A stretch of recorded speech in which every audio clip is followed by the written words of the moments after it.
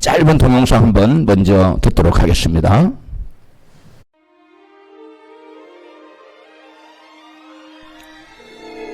국가 간에 펼쳐지는 A매치 축구 경기에서 공격수가 득점에 성공하게 되면 대개는 기자들의 카메라가 몰려있는 곳으로 달려가서 현란한 골 세레모니를 합니다. 그러면 다음날 아침 신문에 그 장면이 크게 실리곤 합니다. 그런데 박지성 선수는 달랐습니다. 2002년 한일 월드컵 때의 일입니다. 축구 강국인 포르투갈전에서 천금 같은 골을 넣자마자 그가 달려간 곳은 카메라 쪽이 아니었고 두 팔을 번쩍 들고 있는 히딩크 감독 쪽이었습니다. 두 사람은 기쁨으로 얼싸안았습니다. 그 격한 포옹을 통해 잘해줘서 고맙네. 감독님이 저를 믿어주신 덕분입니다. 이런 메시지를 서로 마음으로 주고받는 것 같았습니다. 박지성 선수는 그 후 히딩크가 유럽으로 데려가서 승승장구하면서 일약 세계적인 선수로 발돋움했습니다. 당시 대표팀의 또 다른 공격수로 황선홍 선수가 있었지요. 사실 실력으로 따지자면 타의 추종을 불허하는 최고의 스트라이커였습니다. 그 역시 히딩크 감독 밑에서 2002년 월드컵을 뛰었습니다. 그가 폴란드전에서 대망의 선제골을 넣었을 때 그도 어디론가를 향해 정신없이 달려갑니다. 히딩크 감독도 벤치에서 일어나 예의 두 손을 번쩍 치켜 들었습니다. 그런데 황 선수가 달려가 안긴 곳은 히딩크 감독이 아니었고 그 옆에 있던 박항서 코치였습니다. 황선홍 선수는 훗날 한 언론사와의 인터뷰에서 자기 일생에 있어 가장 후회스러웠던 일은 그때 자신을 향해 두 팔 벌리고 있던 감독이 아닌 코치에게 달려간 일이었다고 수뢰한 바 있습니다.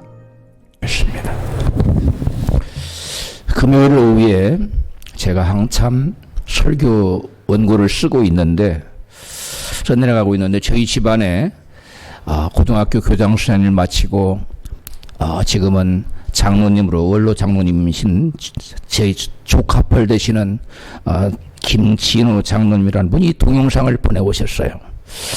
다른 데 같으면 설교 준비에 흐름을 깨기 때문에 제가 설교 준비 중에는 웬만한 동영상은 열어보지 않습니다.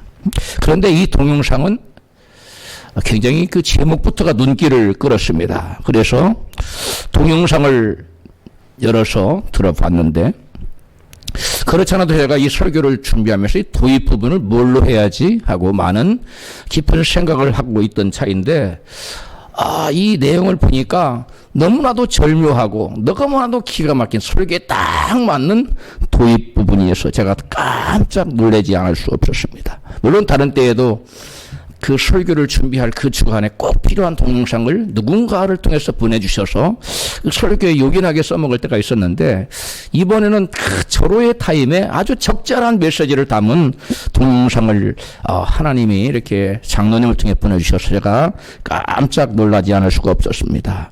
저는 이 동영상을 보면서 동영상 속에 나오는 두 선수의 모습이 마치 성도들이 하나님과 세상을 대하는 모습을 대변하고 있다고 생각했습니다.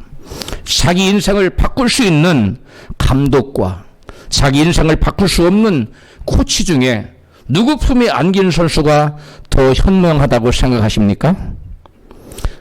대답이 어려워요, 질문이?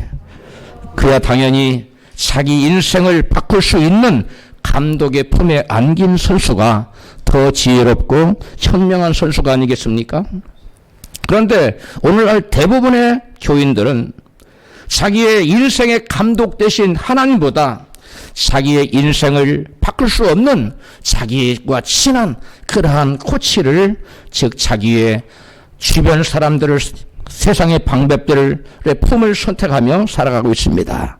많은 교인들이 하나님보다 세상을 더 사랑하면서 왜 하나님께서 내가 하나님 믿는데 나를 축복하지 않으시지? 하고 시험 들며 마음에 힘들어하고 하나님 원망하고 살아가고 있습니다. 오늘 본문의 아삽도, 오늘 본문의 시를 기록한 아삽도 하나님보다 세상을 더 사모하고 사랑하다가 그만 시험이 들어 실족할 뻔했다고 이처럼 고백하고 있습니다. 같이 본문을 읽습니다.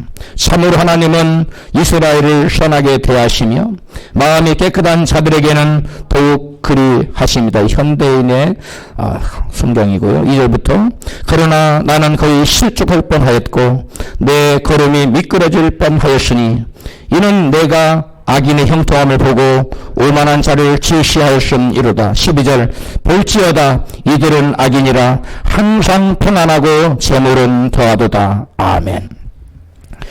본문의 시를 기록한 아삽은 악인들은 항상 평안하고 재물은 더하는 등 그들의 형통함을 보고 실족할 뻔했다고 고백하고 있습니다. 여기서 아삽이 쓴 실족하다는 단어는 원래 히브리어로 스칸 달래주라는 말인데 예수님은 이 단어를 시험에 들다, 그 다음에 배반하다, 믿음을 저버리다, 변절하다 그런 의미로 사용하셨습니다. 따라서 아삽은 자기가 시험에 들어서 주님에 대한 믿음을 저버리고 주님을 하마터면 떠날 뻔했다고 고백하고 있는 것입니다. 아삽이 실족할 뻔했던 이유는 단지 악인의 형통함 때문만은 아니었음을 이같이 고백하고 있습니다. 본문 10편 73편 13절 내가 내 마음을 정의하며 내 손을 씻어 무죄하다 한 것이 실로 헛되도다. 나는 종일 재앙을 당하며 아침마다 징책을 보았도다. 다른 번역은 내가 아침마다 하나님께 벌을 받았다고 나와 있어요. 아삽은 나름대로 믿음으로 살려고 마음을 정결케 하려 했고 죄에서 손을 빼고 손을 씻는 등 나름 믿음으로 살려고 애를 썼다는 것입니다.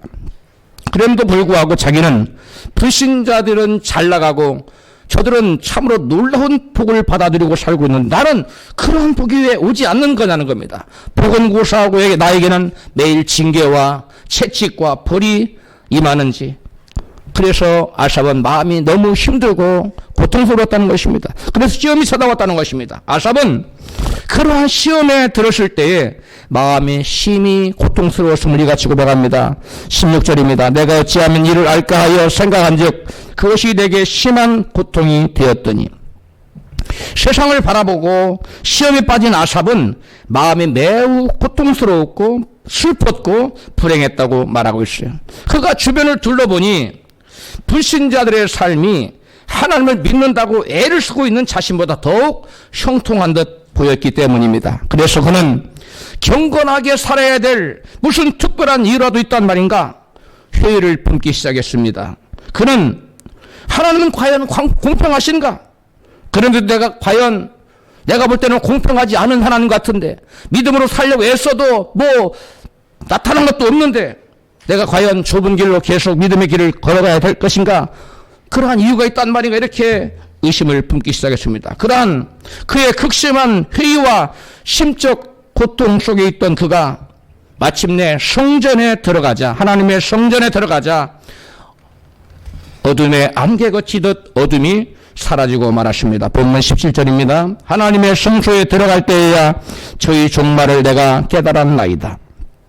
그가 그렇게 마음이 슬프고 고통스럽고 어려웠는데 하나님의 성전에 들어가서 하나님을 예배하는 가운데 하나님의 말씀을 듣고 기도하는 가운데 성령께서 말씀의 빛을 비춰주시자 그는 깨달음이 왔고 그동안 자기를 질렀던 모든 그러한 어둠이 사라졌다는 것입니다.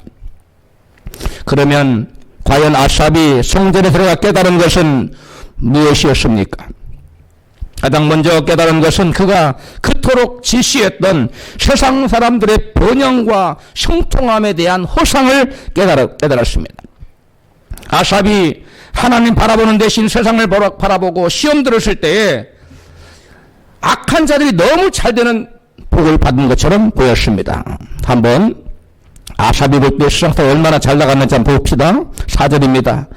저희는 죽을 때에도 고통이 없고 그 힘이 강건하며 5절 타인과 같은 고난이 없고 타인과 같은 재앙도 없나니 살찜으로 저희 눈이 솟아나며 저희 소득은 마음의 소원보다 진하며 12절 악인들은 항상 평안하고 재물은 더하도다. 아삽이 시험 들은 상태에서 세상 사람들을 보니까 이렇게 세상 사람들 잘나고 있었다는 것입니다. 과연 아삽의 말대로 세상 사람들은 죽을 때에도 고통이 없고 그들은 항상 건강하고 고난도 없고 재앙도 없습니까?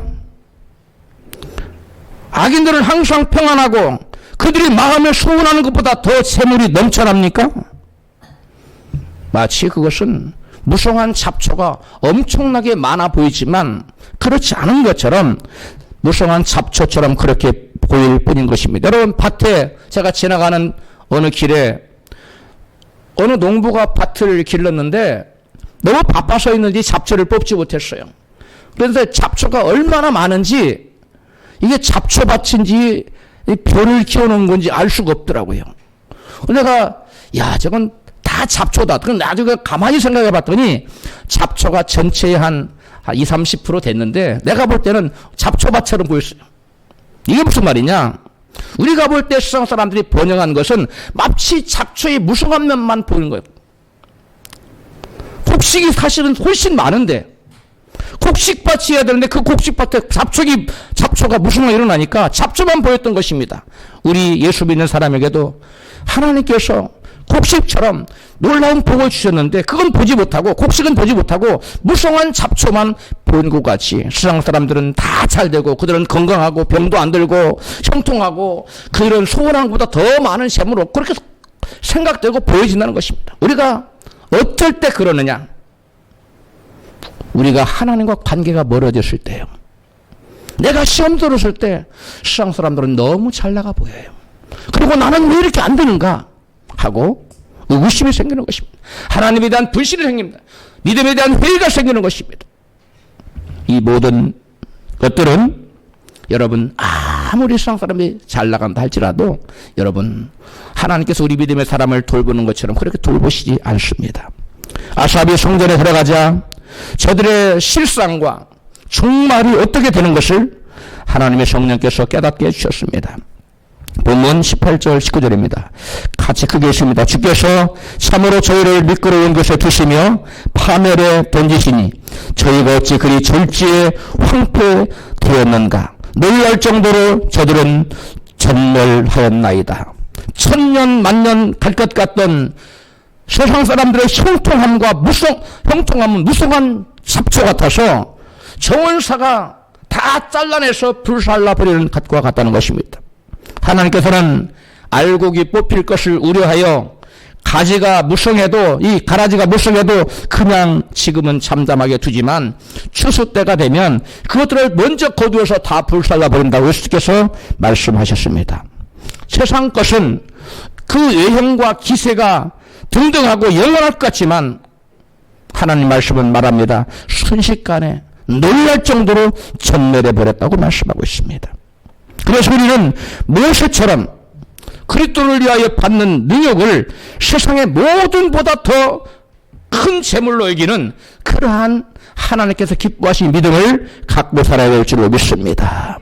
그리스도 때문에 받는 능력, 그리스도 때문에 받는 고난, 믿음 때문에 당하는 어려움, 이런 것을 하나님과 관계가 기쁜 사람은 원망이나 불평이 아니라 기쁨과 감사함으로 받을 수가 있는 것입니다.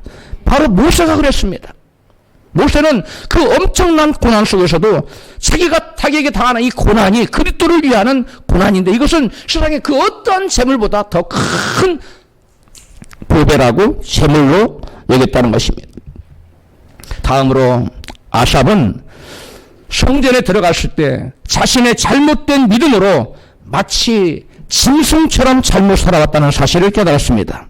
시험 들면 본문의 아삽처럼 마음이 슬프고 가슴이 찢어질 듯한 고통이 찾아오게 되어 있는 것입니다.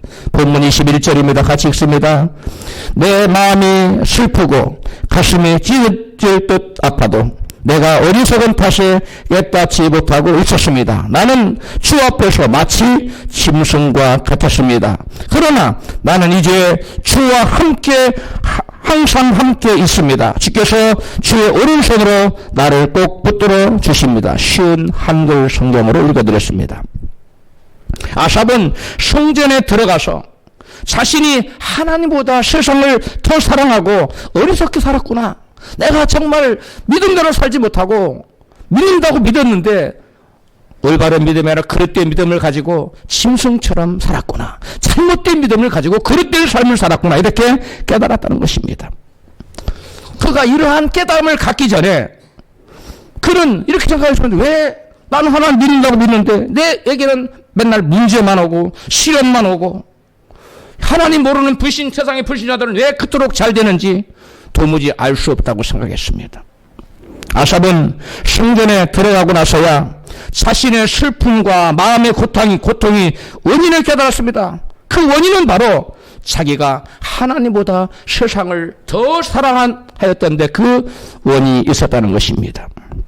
그는 성전에 들어가서 자신의 그릇된 신앙을 깨닫고 자신의 짐승같이 어리석은 신앙을 마침내 회개하기에 이르렀던 것입니다. 아삽은 자신의 신앙이 하나님을 사랑한다는 것은 말뿐이었고 마음은 세상의 콩밭에 가 있던 가증스러운 짐승 같은 신앙이었다고 회개하고 있습니다. 그러나 그 아삽이 천만다행이었던 것은 그에게 기회가 사라진 뒤에 깨달은 것이 아니라 아직 기회가 있을 때 깨달았다는 점입니다. 다음으로 아삽은 자신의 근본적인 문제는 자신이 하나님을 가까이 하지 않은 데서 비롯됐다는 사실을 깨달았습니다. 본문이 17절입니다. 같이 읽습니다. 대저 주를 멀리하는 자는 망하리니 음녀같이 주를 떠난 자를 주께서 다 멸하셨나이다. 하나님께 가까이 함이 내게 복이라.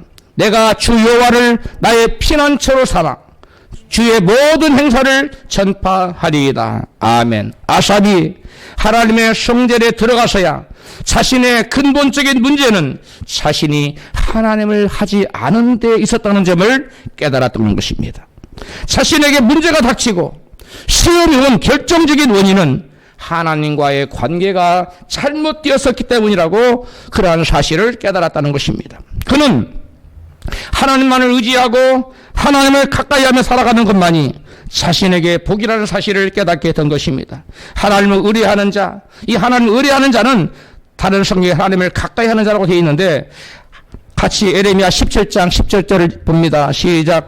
무릇 여호와를 의지하며 여호와를 의뢰하는 그 사람은 복을 받을 것이라.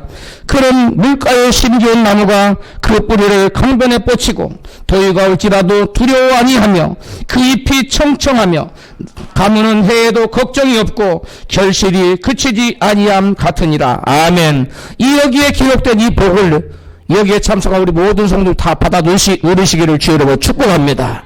정말 더할 나위 없는 놀라운 축복 아닙니까? 그런데 이러한 축복이 누구에게 주어진다는 말씀입니까? 하나님 의지하고 하나님 의뢰하는 사람, 그런 자들에게 이러한 축복이 임한다는 것입니다. 여러분, 하나님을 의뢰하는 자가 누굽니까? 스바냐 3장 1절은 하나님을 의뢰하는 자는 곧 하나님을 가까이 하는 자라고 말하고 있습니다. 스바냐 3장 1절입니다. 폐역하고 더러운 곳, 곧 하나님을 가까이 하는 폐역하고 더러운 것 포악한 그 성읍이 화했을진저 그가 명령을 듣지 아니하며 조언을 받지 아니하며 여호와를 의지하지 아니하며 자기 하나님께 가까이 나아가지 아니하였도다. 이 여호와를 의뢰하지 아니한 것과 하나님과 가까이 나아가지 않은 것과 병렬구로 동의어로 사용하고 있어요. 그래서 여호와를 의뢰하는 자에게는 가뭄이 와도 청청하고 그 뿌리가 강가에 뻗고 그 실과를 철마다 맺고 그러한 놀라운 축복이 많은데 여호와를 의지하지 않은 자에게는 광야에서 사는, 메마른 광야에서 사는 그러한 저주가 임한다고 성경은 말하고 있습니다. 우리가 하나님을 가까이 하는 것이 복인 것은 우리가 하나님을 가까이 하는 만큼 하나님께서 우리에게 가까이 와주시기 때문에 그렇습니다. 우리는 생각할 수 있습니다. 우리가 좀 하나님 가까이 안 해줘도 하나님 나를 좀 가까이 하면 안 될까?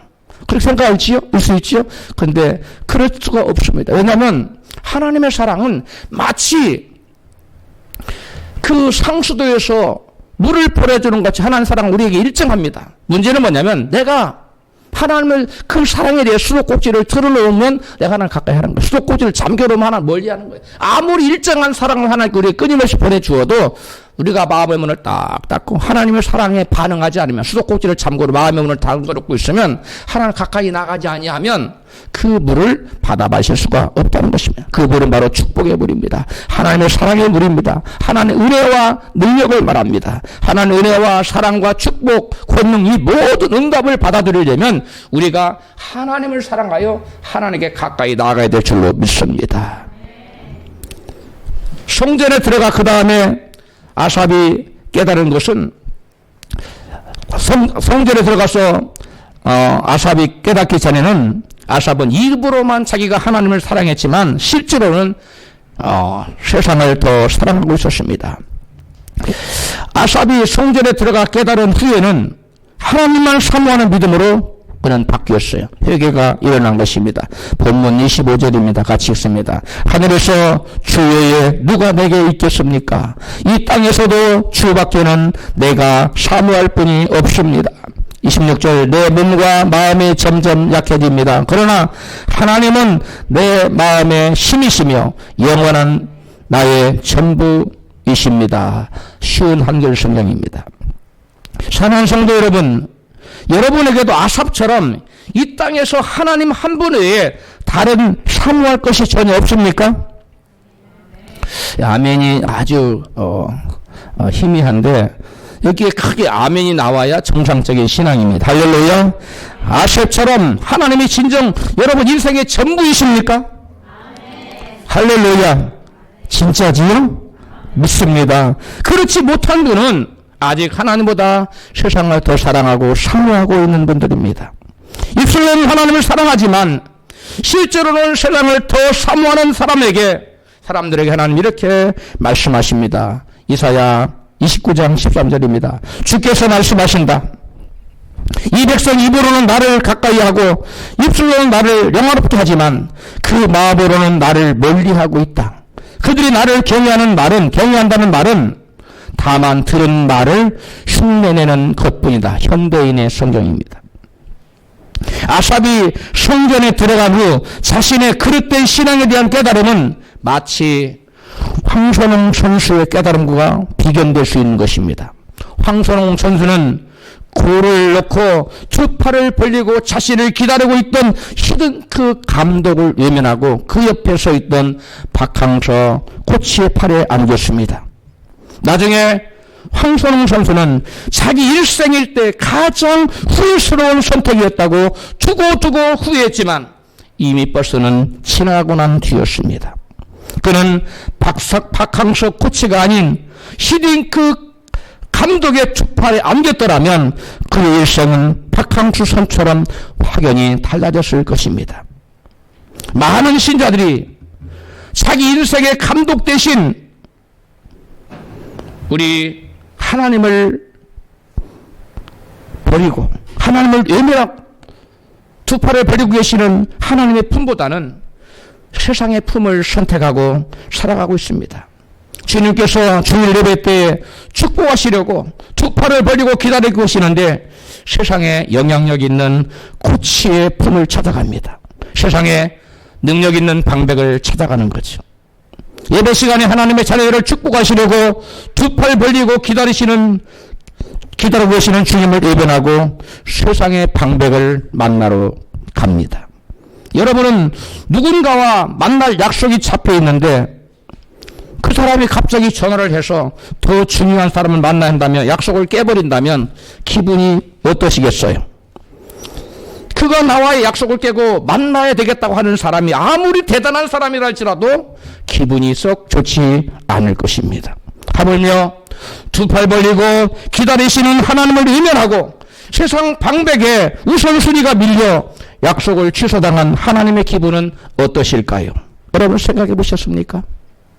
성도들이 예배 시간에 하나님을 외면하고 찾아가는 세상에 영향력 있는 방백들은 주로 어떤 사람들입니까? 가족이나 친구, 회사의 동료나 상사, 이런 사람들 아니겠어요? 과연 그들이 나의 인생을 바꿔줄 수 있는 절대 능력이 있는 분들입니까?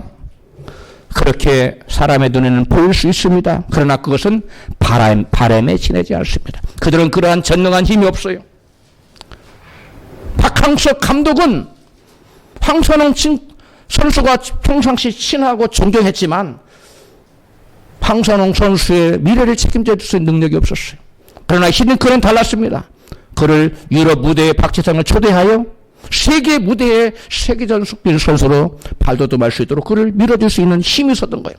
여러분, 오늘 이 동영상을 여러분 항상 머리에 기억하셨으면 좋겠습니다. 우리가 과연 일상을 살면서 우리를 기다리는 하나님의 품에 가서 안길 것인지, 평상시 내가 사랑하고 가까운 그러한 세상의 방백의 품에 가서 안길 것인지는 우리의 선택에 달려 있는데, 그에 대한 책임도 결과도 우리가 감당하게 되어 있습니다.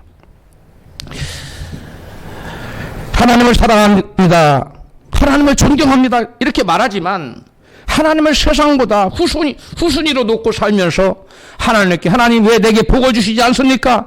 이렇게 시험이 드는 사람이 많습니다. 하나님의 입장에서 보면 참으로 기가 막힐 노릇입니다. 하나님은 그런 사람들에게 적반하장도 유불수지라고 하는 말을 해주고 싶으실 것입니다. 하나님을 사랑합니다, 하나님을 경외합니다 하고 입으로 말하기만 하면 하나님께 알았다, 네가 나를 사랑하는구나, 하나님께서 인정해 주시는 것이 아니에요. 그런 사람들에게 하나님 속아 넘어가서 입에 붙은 말로 사랑한다는 말에 속아서 복을 주시는 것이 아니라는 것입니다. 입에 붙은 말로 아무리 주님을 사랑한다고 말해도 행동으로 주님을 부인하는 자에게는 복을 주시지 않습니다. 주님의 품보다는 세상의 품에 안기기를 더 좋아하는 사람에게는 결코 하나님이 자기가 원하는 복을 주시지 않는다는 것입니다. 인간의 생사복을 주장하시는 하나님께서는 입술의 말을 무조건 믿지 않고 복 주시기 전에 우리의 행동을 바라보신다고 성경은 기록하고 있습니다. 사무엘상 2장 3절입니다. 같이 읽습니다. 그게 모든 것을 아시는 하나님은 사람의 행동을 달아보시느니라. 이 저울이라는 말에 빠져있는 저울에 달아본다는 거예요. 7절, 여호와는 강하게도 하시고 부하게도 하시며 낮추기도 하시고 높이기도 하시는도다. 아멘. 사람들이 가장 받기를 원하는 복이 뭔가 알아봤더니 재물의 복이더라고요. 제가 그 복음방송이 아니라 극동방송이죠. 거기에 그 산책마을이라는 그 책을 소개하는 코너에 제가 출연을 했는데 그 PD가 그러는 거예요. 저한테 목사님이 조회수가 너무너무 많이 듣는다는 거. 그런데 목사님보다 더 인기가 있는 게 하나 있었다는 거예요. 역사적으로. 그게 뭐냐면 돈 많이 버는 방법. 돈을 어떻게 하면 많이 버는가? 그렇죠. 어떻게 하면 돈 많이 버는가? 재물의 축복 어떻게 먹는다? 그 세미나에 관한 책에 관한 것이 방송이 한번 됐는데 그때 가장 많은 시청률이 목사님은 이입니다. 거기에 못 미친다는 거예요. 영혼의 구원보다 너희가 그러고도 천국갈 줄 아느냐, 그 책을 제가 소개했는데 그 책에 관한 그 영혼의 구원보다 사람들의 관심이 어디에 더 있느냐?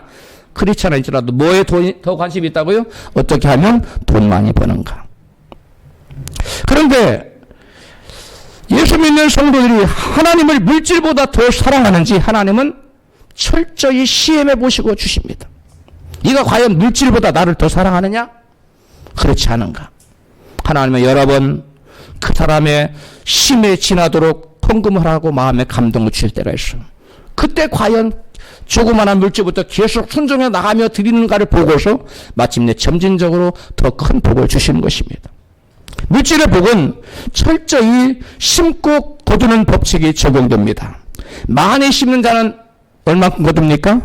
많이 거두고 적게 심는 자는 적게 거두게 하십니다.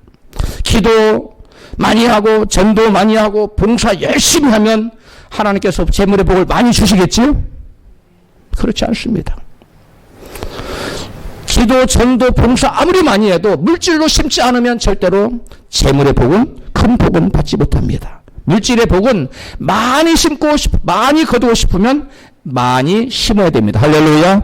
여러분 곡식도 밭에다가 밭이 큰 밭이 있는데 한쪽 귀퉁이에 조금 심어놓고 많이 거두려고 하면 이상한 사람이에요. 또 많이 심어놓은 사람, 뿌려놓은 사람은 조금 거두려고 해도 많이 열매가 맺어 있어요. 마찬가지로 물질의 복은, 재물의 복은 여러분 기도 많이 한다고 주는 게 아닙니다. 전도 많이 한다고 주는 게, 교회에서 봉사 많이 한다고 재물의 복 엄청 주는 게 아니에요. 재물의 복은 심은 대로 거십니다. 할렐루야. 큰 물질을 거두고 싶은 사람은 물질이 없을 때부터 차근차근 계속 뿌리다 보면 하나님께서 큰 복을 주시는 것입니다. 록펠러는 11조를 계산하는 회계사만 40여 명이었는데 그는 수입의 10의 9조를 드린 사람이었습니다. 또한 12개의 계열 회사를 이룬 대일그룹 회장 최혜승 장로님은 청년 때 회사에 들어가면서부터 처음부터 10의 3조를 드린 사람입니다. 어마어마한 이렇게 거부가 되는 것이 갑자기 어느 날 갑자기 되는 게 아니라는 겁니다. 하나님의 나라는 점진적입니다. 겨자씨가 큰 나무가 되는 거예요. 처음에는 싹이요, 이삭이요, 그 다음에 이삭의 충실한 곡식이라고 있어요. 단계가 있어요. 여러분이 10억이 아니라 100억, 1000억, 뭐 1조 이런 불가능해 보이는 꿈을 꿀 수 있지만 심는 것을 게을리 한다면 결코 그 꿈은 이루어지지 않습니다. 왜냐하면 하나님은 뭐한 대로 거두게 하세요? 심은 대로 거두게 하시기 때문입니다. 돈을 적게 벌 때부터 드리는 하나님께 열심으로 드리는 훈련이 안 된 사람은 큰 돈을 주면 그 영혼이 망해버립니다. 그래서 그 엄청난 돈을 줘도 감당할 수 있는 그러한 믿음이 갖춰진 사람에게 그 엄청난 돈을 주시는 것입니다. 할렐루야. 가진 것이 없을 때부터 힘에 지나도록 드리면 자꾸만 더 드릴 수 있는 그 볼륨을 하나님 계속 키워주시는 것입니다. 점진적으로 하나님 더 키워주시는 거예요. 다음으로 하나님 누구에게 복을 주시고 누구를 높여주실까요? 사무엘상 2장 30절입니다. 시작. 나 여호와가 말하노니 나를 존중히 여기는 자를 내가 존중히 여기고 나를 멸시하는 자를 내가 경멸히 여기리라. 아멘. 하나님은 아무나 존귀한 자가 되게 하지 않고 아무나 부자가 되게 하지 않습니다. 아무나 높여주지 않아요. 영국의 에릭 리들은 하나님을 존중히 여기려고 전 국민의 온갖 비난을 감수하고 올림픽에 금메달을 딸 수 있는 100m 단거리 파리 올림픽에 출전해서 그거 뛰지 않았어요. 뭐 하기 위해서요? 주의를 지키려고. 주일 성수를 하려고 영국의 모든 국민들이 저것 광신자다, 저것 미쳤다, 저건 제정신이 아니다, 그 온갖 조소와 비난을 무릅쓰고 주일 성수를 합니다. 그래서 마침내 자기 전공이 아닌 400m에 출연해서 놀라운 신기록을 수립하고 하나님께 더 큰 영광을 돌려드렸죠. 할렐루야. 그뿐만 아닙니다. 그때 영국에 시국하던 모든 믿음의 사람들에게 충격을 주고 사람들 우리가 믿음으로 살아야 되겠구나. 말씀에 순종하며 살아야 되겠구나. 각성운동을 일으켰다는 것입니다. 할렐루야.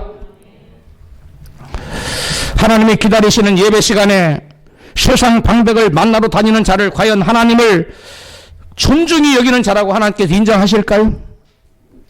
하나님보다 사람을 더 존중히 여기며 하나님을 멀리하고 멸시하는 자는 저주를 받아 메마른 광야에 살도록 하시겠다고 말씀합니다. 에레미야 17장 5절입니다. 같이 크게 읽습니다. 나 하나님에게서 마음을 멀리하고 오히려 사람을 의지하며 사람이 힘이 되어 주려니 하고 믿는 자들은 저주를 받을 것이다. 그는 황야에서 살은 것이 가시덤불 같아서 좋은 일이 오는 것을 볼 수 없을 것이다. 그는 메마른 사막에서 살게 될 것이다.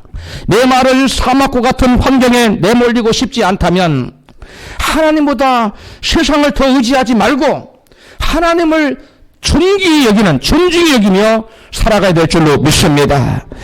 입술로 하나님을 존중합니다. 아무리 외쳐도 하나님께 예배드리는 대신에 그 시간에 하나님 사람을 만나러 다니는 것은 하나님을 멸시하는 행위입니다. 만약 여러분이 수요일과 금요일에 임금님과 만날 약속이 있다면 그 약속을 깨고 세상 방백을 만나러 가겠습니까? 아마 세상의 회사 사장과의 만남의 약속도 깨지 않기 위해 스케줄을 조정하여 다른 날로 스케줄을 잡을 것입니다.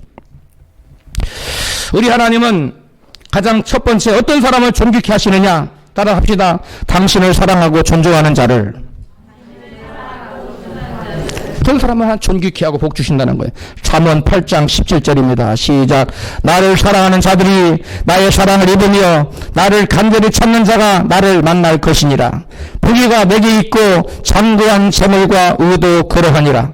하나님을 사랑하는 자는 하나님을 존중히 여기게 돼 있어요.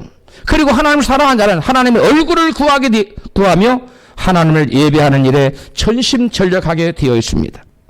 하나님께서는 예배 받으시기 위해 인간을 지으셨기 때문에 인간에게 하나님을 예배하는 것보다 더 가치 있는 일은 이 세상에 아무것도 없습니다. 이사야 43장 21절입니다. 이 백성은 내가 나를 위하여 지었나니 나의 찬송을 부르게 하려 함이니라. 하나님을 찬송하는 일은 다른 것이 아니라 바로 그 다음 절에 쭉 나오는 말씀 보면 하나님께 제사 드리는 일이에요. 그런데 제사가 곧 뭡니까? 하나님을 예배하는 일입니다. 우리 주 예수 그리스도께서는 신령과 진정으로 마음을 다해 하나님을 예배하는 자들을 찾고 계신다고 말씀합니다. 요한복음 4장 23절입니다. 같이 거기 있습니다. 아버지께 참으로 예배하는 자들은 신령과 진정으로 예배할 때가 오나니 곧 이때라. 아버지께서는 이렇게 자기에게 예배하는 자들을 찾으시느니라. 아멘. 하나님께서는 어떤 위대한 일을 하는 대단한 사람을 찾으시는 것이 아니라 누구를 찾고 계신다고요?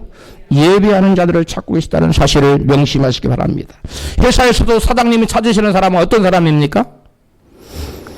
귀한 사람입니다.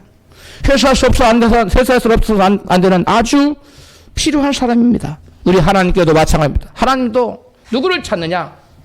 귀하게 여기는 사람, 하나님 귀하게 여기는 사람, 또 하나님 필요한 사람 하나 찾으십니다. 하나님이 높여주시기를 원하는 사람을 찾습니다. 그러므로 우리는 하나님의 찾으시는 사람이 되기 위하여 우리는 예배에 전심전력하는 자가 되어야 될 줄로 믿습니다. 다음으로 하나님을 진정으로 경외하지 않는 사람들을 바라볼 때 그들에게 아무런 문제가 없는 것처럼 우리 눈에 보입니다. 한 농부가 주일에 곡식을 거둬들이기로 결심하고 주일에 예배드리기로 가는 대신에 밭에 가서 곡식을 거둬들였습니다. 추수를 다 마치고 나자 그의 창고는 곡식으로 가득 찼습니다. 그 농부는 신이 났습니다. 목사님에게 찾아와서 이렇게 말했습니다. 목사님께서는 제가 주일을 존귀 여기지 않으면 그 결과를 직면하게 될 것이라고 말씀하셨지요. 저는 추수를 망치지도 않았고 아무런 재앙도 없었기 때문에 저는 목사님의 설교가 틀렸다고 생각합니다. 그런데 목사님은 그 설교에 대해 지금 어떻게 생각하고 계시는지 말씀해 달라고 정중하게 부탁을 드렸습니다. 그러자 목사님은 그에게 이렇게 단순하게 대답해 주었습니다. 하나님께서는 꼭 가을에만 결산을 하시지는 않는답니다.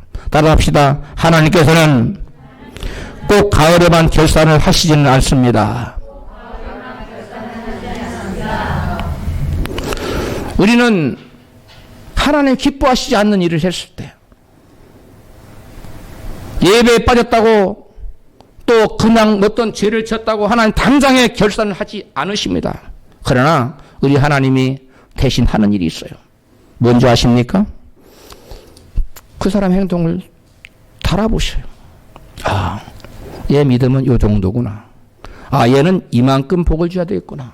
하나님은 그 시간에 우리가 어떠한 행동을 했을 때마다 하나님 그때마다 심판하고 그때마다 보응하거나 그때마다 결산하는 것이 아니라 하나님은 항상 재고만 있어요. 저울로 재고 다 쌓아놔요. 그리고 하나님이 그에게 결정적인 필요할 때 하나님 높여주실 자를 높이고 낮출 자를 낮추고 부욕해 할 자를 부욕해 하고 가난하게 할 자를 가난하게 해요. 존귀하게 할 자를 존귀하게 하고 비천하게 할 자를 비천하게 해요. 그게 모든 것이 하나님의 때에 결산한다는 겁니다. 하나님은 꼭 가을에만 결산하지 않아요. 농부는 단지 자기 가을에 한 번에 큰 소를 거뒀다고 득이양양했지만 기고만장했지만 여러분 내가 당장 하나님 뜻대로 살지 않을 때 난 당장 심판하지 않는다고 자신만만해하지 마십시오. 하나님은 다 배부를 살피시고 다 재보고 계세요. 달아보고 계세요. 하나님의 저울에 미치지 못해서 하나님의 징계를 받거나 심판을 받는 분이 우리 가운데 한 분도 없기를 주의 이름으로 축복합니다.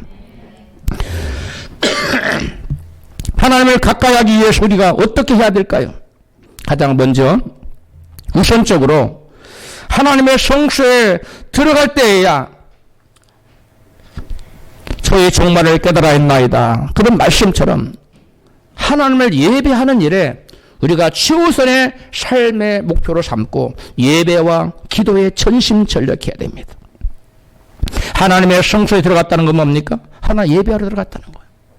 예배하러 들어갈 때 그의 모든 마음의 의구심과 어둠이 봄눈 녹듯이 싹 사라졌어요. 그리고 그에게 깨달음이 왔어요. 그리고 하나님과 관계가 회복됐어요. 이사야 43장 7절에 무릇 내 이름을 끄는 자고 내가 내 영광을 위하여 창조한 자를 오게 하라. 그들을 내가 지었고 만들었느니라. 내 영광이 뭡니까? 영광 돌리는 게 뭡니까? 시편 29편 2절에 보면 여호와께 그 이름에 합당한 영광을 돌리며 거룩한 옷을 입고 여호와께 예배할지어다 그랬어요. 그러니까 영광 돌리는 것이 뭐예요? 예배 드리는 거예요. 이사야 29장, 시편 29장 2절에, 29편 2절에 분명히 말씀하기, 여호와의 이름에 합당한 영광을 돌리는 것, 그것이 하나님께 예배하는 거예요. 그러므로 우리가 하나님을 영화롭게 하고 하나님께 영광 돌리기를 원하는 사람은 예배에 여러분 마음을 다해서 예배해야 될 줄로 믿습니다. 예배의 실패자는 일생의 실패자가 돼요. 예배의 성공자는 여러분 일생의 성공자가 됩니다. 예배 때에 나오는 것은 마치 박지성 선수가 두 팔 벌리고 기다리고 있던 히딩크 감독이 안기는 것과 똑같아요. 우리에게 복 주시려고 두 팔 벌리고 기다리고 계시는 주님 앞에 나오는 행위, 예배대로 나오는 것이 바로 하나님께 영광 돌리는 것입니다. 하나님 그걸 기뻐하십니다. 그것처럼 하나님께서 기뻐하시는 것이 없다는 사실을 믿으시기를 바랍니다. 예배뿐만 아니라 하나님께서는 기도하는 사람과 가까이 해주신다고 성경은 이같이 증거합니다. 신명기 4장 7절입니다. 시작. 우리 하나님 여호와께서 우리가 그에게 기도할 때마다 우리에게 가까이 하신 것 같이 그 신의 가까이 함을 얻은 나라가 어디 있느냐. 하나님께서 누구와 가까이 해주신다고요? 기도할 때마다 하나님 우리와 가까이 해주신다는 거예요. 또 시편 145편 18절에 여호와께서는 자기에게 간구하는 모든 자, 곧 진실하게 간구하는 모든 자에게 가까이 하시도다. 여러분, 하나님이 여러분 능력 있는 사람, 회사 회장님이 아니 회사 사장님 여러분과 가까이 해줬으면 좋겠어요? 멀리 했으면 좋겠어요? 가까이, 그래야 승진도 되고 월급도 올라가지요? 마찬가지입니다. 회사 사장하고 비교가 되겠습니까? 하나님이? 여러분, 우리는 하나님 멀리하고 자꾸 세상을 가까이 하면서 하나님이 왜 나한테 복을 안 주냐고 자꾸 시험 듭니다. 이게 바로 오늘 본문에 아삽이 그러한 신앙을 했다는 거예요. 그릇된 신앙생활을 했다는 거예요. 그리고 아삽이 성전에 들어가서 하나님의 말씀을 받고 기도를 하며 성령의 조명을 받고는 아하! 내가 그릇된 신앙 가졌구나. 내가 짐승같이 마치 짐승처럼 하나님 앞에 서 있었구나. 여러분, 아삽 같은 깨달음이 있기를 주의로 축복합니다. 이러한 깨달음이 없이는 아무리 교회를 오래 다니고 집사가 되고 장로가 되고 뭐 전도사가 되고 목사가 될지라도 그거 상관없어. 아무런 직분이 없을지라도 내가 하나님 앞에 주님과 내가 올바른 관계가 형성되어서 하나님의 기쁘시게 믿음으로 사는 삶, 예배에 전력하고 하나님을 찾는 일에 전력하고 여호와 얼굴을 구하는 일에 전력하고 하나님을 기쁘시게 믿으며 살며 사는데 전력하고 사는 사람, 하나님은 그 사람에게 능력을 베푸신다고 말씀하고 계세요. 할렐루야. 그러한 능력이 여러분에게 있기를 주 이름으로 축복합니다. 하나님께 가까이 할 때마다, 하나님께 기도할 때마다, 하나님께 예배함으로 여호와를 얼굴을 구할 때마다 하나님께서는 그 사람에게 함께 해주시고 가까이 해주신다는 거예요. 다음으로 하나님을 가까이 하기 위해서는 죄를 슬퍼하고 회개하여 마음을 성결케 해야 된다고 말합니다. 야고보서 4장 8절입니다. 같이 읽습니다. 죄인들아 손을 깨끗이 하라. 두 마음을 품은 자들아 마음을 성결케 하라. 9절 슬퍼하며 애통하며 울지어다. 너의 웃음을 애통으로 너의 즐거움을 근심으로 바꿀지어다. 여기 죄인들에게 손을 깨끗이 하라는 말씀은 죄에서 손을 빼고 손을 씻으라는 거예요. 즉 행위로 지은 죄를 회개하고 그 죄에서 떠나라는 말씀입니다. 그리고 마음을 성결케 하라고 말하고 있는데, 마음을 성결케 하는 건 왜 마음이 성격해 마음이 뭐해졌다는 거예요? 더러워졌다는 겁니다. 왜 더러워졌습니까? 하나님을 사랑하는 마음과 세상을 사랑하는 마음으로 믹스가 돼가지고 더러워진 거예요. 하나님을 신랑으로 사랑하고 하나님만 추구해야 되는데 또 다른 정부를 두었어요. 주님보다 더 사랑하는 신랑 대신 예수님보다 더 사랑하는 세상이라는 남편을 두고 더 사랑해요. 그러니까 이것은 바로 뭐예요? 영적인 간음입니다. 그래서 더러운 마음이에요. 이것을 성경은 불결한 마음이라는 거예요. 이 불결한 마음을 성결케 하라는 거예요. 하나님과 세상을 동시에 사랑하는 것 또는 하나님보다 세상을 더 사랑하는 것. 이것이 바로 영적인 간음죄로 마음을 성결케 하라는 것입니다. 그렇게 마음을 성결케 하지 않고는 주님과 가까워질 수가 없다는 것입니다. 남편을 두고 여간 남자와 계속 바람을 피는 여자가 어떻게 남편과 가까워질 수가 있겠어요? 그건 불가능한 것입니다. 하나님보다 세상을 사랑하는 간음죄를 짓고도 슬퍼하지 않고 울지 않는 사람은 결코 하나님 앞과 하나님과 가까워질 수 없기 때문에 성경은 말씀합니다. 너희는 울며 슬퍼할지어다. 웃음을 애통으로 바꾸고 즐거움을 근심으로 바꾸라는 거예요. 왜 그래요? 영적인 간음죄를 짓고 있기 때문에, 하나님과 세상을 더 사랑하고 있기 때문에 그러한 사람들은 마음을 돌이키라는 거예요. 마음을 정결케 하라는 것입니다. 세상을 사랑하고 하나님 멀리한 죄를 슬퍼하며 그러한 영적 간음죄에서 떠나지 않으면 결코 하나님과 가까워질 수 없다는 사실을 믿으시기를 바랍니다. 아삽은 시편 73편 27절에 대저 주를 멀리하는 자는 망하리니 음녀같이 주를 떠난 자를 주께서 다 멸하셨나이다 라고 고백합니다. 본문에서 주를 멀리하는 자는 다 뭐한다고요? 망한다. 그런데 이 주를 멀리하는 자를 이 시편 아삽 기자는 뭐라고 했냐면 음녀같이 주를 떠난 자라고 말하고 있어요. 왜 음녀같이 주를 떠난 자라고 그래요? 주님보다 세상을 더 사랑하는 자가 간음하는 여인이요 바로 음녀예요. 그런 사람, 주님보다 세상을 더 사랑하는 사람은 하나님 보실 때 음녀입니다. 그 음녀 같은 사람은 주님을 떠난 자예요. 주님 멀리하는 자예요. 그런 사람은 하나님 다 멸하셨다는 거예요. 주를 멀리하는 자를 음녀같이 주를 떠난 자라고 아삽은 표현하고 있는 것은 그런 자는 하나님과 세상을 동시에 사랑하는 사람이기 때문에 그렇습니다. 우리가 하나님을 멀리하는 순간 우리의 도모하는 모든 일은 그릇되기 시작하고 결국 망하게 되어 있습니다. 동의하시면 아멘 하십시오. 우리가 하나님 멀리하는 순간 일이 삐그덕거리기 시작하고 문제가 생기기 시작하고 마음의 고통이 찾아오고 시험이 들고 문제가 점점 눈송이처럼 커지는 것입니다. 그리고 결국은 망하게 되어 있어요. 그러므로 우리는 그 어떠한 일이 있어도 하나님을 가까이 하는 것을 우리 신앙생활의 최우선으로 삼아야 될 줄로 믿습니다. 말로만 하나님을 사랑합니다, 하나님 존경합니다, 경외합니다, 백날 해도 소용없어요.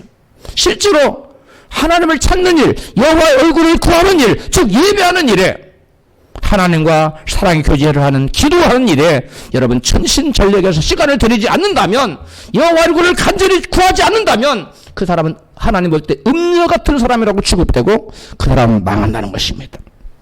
그러나 반면 세상보다 하나님을 사랑하여 하나님을 의뢰하며 하나님 더 가까이 하는 삶을 살아간 사람은 이 같은 복을 받는다고 말씀합니다. 예레미야 17장 7절입니다. 같이 크게 읽습니다. 무릇 여호와를 의지하며 여호와를 의뢰하는 그 사람은 복을 받을 것이라. 그는 물가에 심기운 나무가 그 뿌리를 강변에 뻗치고 더위가 올지라도 두려워 아니하며 그 잎이 청청하며 가무는 해에도 걱정이 없고 결실이 그치지 아니함 같으니라. 아멘. 아까 여호와를 의뢰하는 자를 뭐라 했어요? 여호와를 가까이 하는 자라고 말했었지요. 그럼 우리는 모두 무엇보다도 하나님을 가까이 하는 것을 우리 신앙의 최우선 과제로 삼고 우리 인생의 최고의 목표로 삼고 살아가야 될 줄로 믿습니다. 그리하여 하나님께 영광 돌리고 오늘 예레미야 17장 17절 말씀처럼 그 뿌리가 물가에 심기운 나무가 강변에 뻗치고 그 잎이 청청하고 결실이 그치지 않는 놀라운 축복이 저와 여러분의 임하여 하나님께 영광 돌리고 우리에게는 위대한 인생을 살아가는 복된 인생이 되시기를 주의 이름으로 축원합니다.